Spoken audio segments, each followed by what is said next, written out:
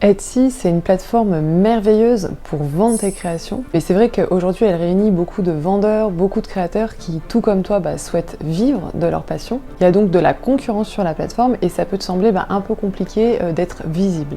Mais imagine si tu arrivais à placer tes produits devant ceux de tes concurrents dans la recherche Etsy. Et imagine si lorsque les visiteurs font des recherches sur Etsy, ils arrivaient directement sur tes produits, directement sur ta boutique. Ça te permettrait tout simplement de vendre tes produits, d'en vendre des dizaines, voire des centaines par mois. Et de gagner ta vie tout en vivant de ta passion. Tu recevrais tes petites commandes directement sur ton téléphone, tu pourrais fabriquer tes créations depuis chez toi, depuis ton atelier, tu deviendrais ton propre patron, tu gérerais ta boutique Etsy comme on gère une petite entreprise. Et ça te permettrait aussi, pourquoi pas, de lâcher un job dans lequel tu n'es plus forcément épanoui aujourd'hui pour te consacrer pleinement à ta passion, pleinement à ce que tu aimes faire dans la vie.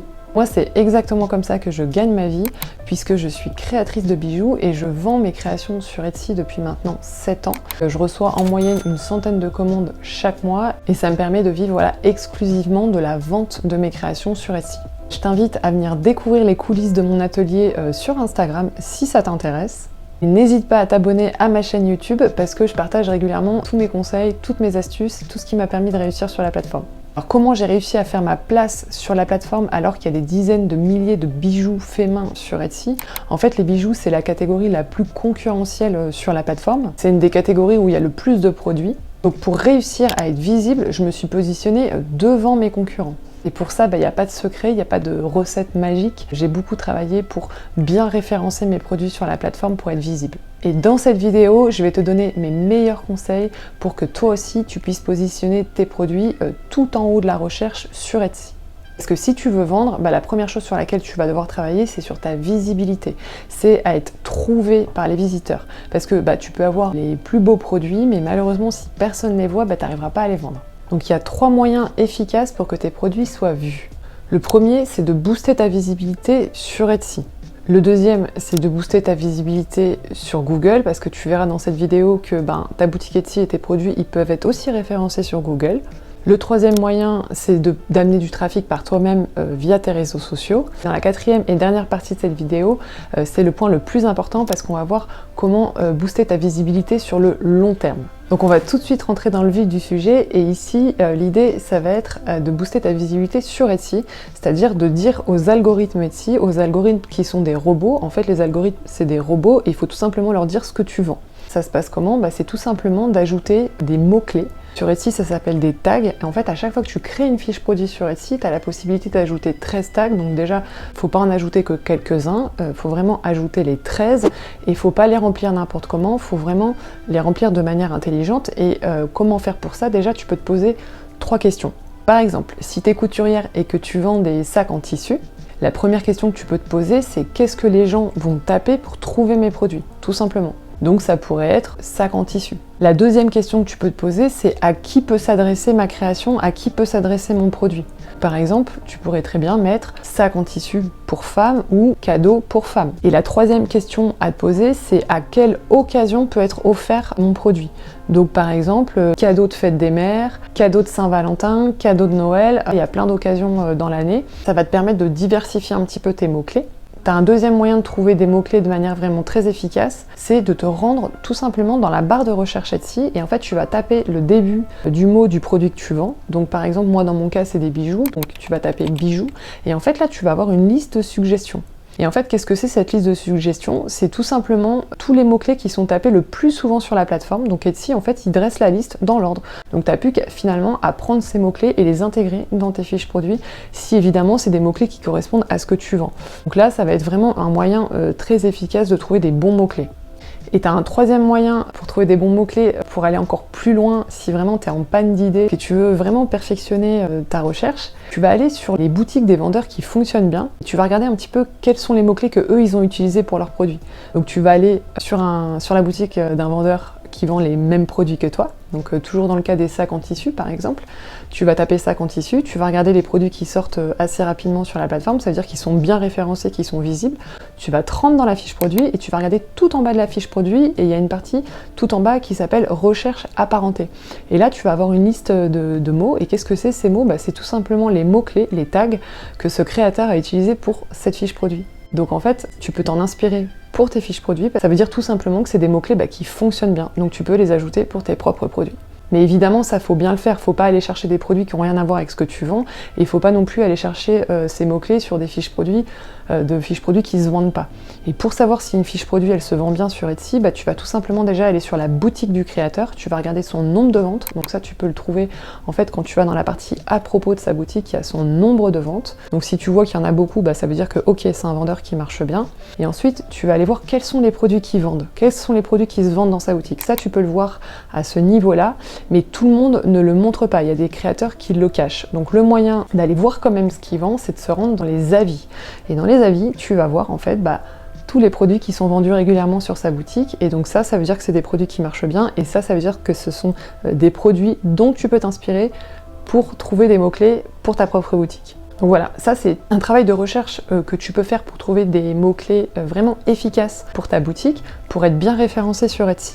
Cette façon de chercher des mots-clés, ça va te rendre vraiment autonome parce que si toi tu souhaites te développer sur le long terme sur Etsy, j'imagine que tu vas être amené à créer des nouvelles créations assez régulièrement et à chaque fois que tu vas ajouter un nouveau produit sur la plateforme, tu vas savoir comment faire pour trouver des mots-clés efficaces sans forcément passer par des outils payants. Tu vas pouvoir le faire de manière vraiment autonome.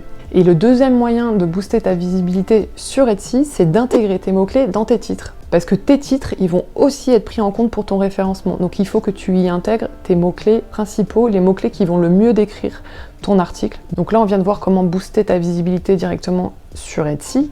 Mais dans la deuxième partie, on va voir comment attirer du trafic à partir de Google ou de Bing ou de toutes les plateformes extérieures à Etsy. Ça va être de mettre tes mots-clés dans ton titre de boutique.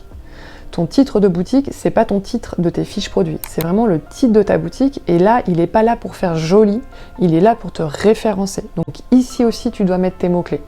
Donc par exemple, au lieu de mettre création artisanale en tissu fait main, moi je te conseille pas de mettre ça, pourquoi? Parce qu'en fait les gens qui vont taper ce genre de mots-clés, c'est plutôt tes concurrents, c'est plutôt une créatrice de couture qui va taper ce genre de mots-clés. Là, il faut vraiment te mettre dans la tête de ton client, dans la tête du visiteur. Qu'est-ce qu'il va taper sur Google quand il va chercher tes produits? Il faut faire le même travail finalement que pour tes tags, pour tes mots-clés de tes fiches produits, mais ici il va falloir être moins large. Il va falloir être plus précis. Pourquoi? Parce que sur Google, il y a énormément de requêtes qui sont faites. Donc si tu restes large comme sac en tissu, tu vas avoir peu de chances finalement de sortir dans les premiers résultats. Donc si par exemple tu personnalises un peu tes produits, tu proposes des choix de tissus, tu peux très bien mettre cadeaux personnalisés. Il faut essayer de trouver des mots-clés beaucoup plus spécifiques pour avoir plus de chances de sortir. Et le deuxième moyen d'être référencé sur Google, c'est d'intégrer tes mots-clés dans tes descriptions. En fait, tes descriptions de produits, la première phrase de ta description de produit, elle va être lue par les robots Google pour te référencer également. Je sais que c'est une partie qui peut être un peu compliquée à remplir, donc j'ai créé une super structure qui va te permettre de le faire facilement. En fait, c'est une trame, tu auras juste à suivre les étapes pour vraiment créer des descriptions optimisées pour ta visibilité. Je te la mets dans la description de cette vidéo, c'est le premier lien que tu vas trouver, elle est totalement gratuite, donc n'hésite pas à t'appuyer dessus pour rédiger tes descriptions.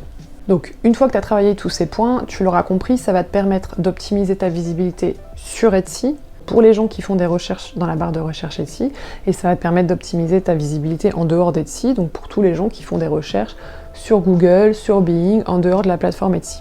Tu as un troisième moyen d'amener encore plus de trafic sur ta boutique, ça va être de ramener du trafic un peu par toi-même, donc par tes réseaux sociaux. Donc ça peut être Facebook, Instagram, Pinterest. Moi, le moyen que je préfère, c'est Pinterest. Pourquoi? Parce que Pinterest, en fait, il va te permettre d'amener du trafic de manière automatique et exponentielle dans le temps.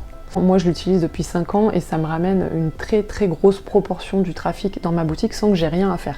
Parce que à l'inverse d'Instagram, où en fait tu vas toujours être obligé de publier du contenu, c'est-à-dire à chaque fois que tu vas faire une publication, tu vas avoir une visibilité pendant 24 heures. Pinterest, en fait, c'est intéressant parce que les gens, ils vont épingler, en fait. C'est comme en fait, faut le voir un peu comme un magazine que les gens feuillettent, sauf qu'il est en ligne et au lieu de corner les pages, il les épingle, en fait, dans des tableaux. Et tout le monde a la possibilité, en fait, d'aller voir dans les tableaux des différents personnes qui se baladent sur Pinterest, et en fait ta création, si elle plaît, elle peut être épinglée dans plusieurs tableaux. Et ce qui fait qu'en fait ta création, elle est partagée mais de manière indéfinie, en fait, dans le temps. Donc en fait ça va gonfler, ça va gonfler, ça va gonfler, et donc là il y a un lien vers ta boutique et ça peut te ramener du trafic vraiment souvent sur ta boutique.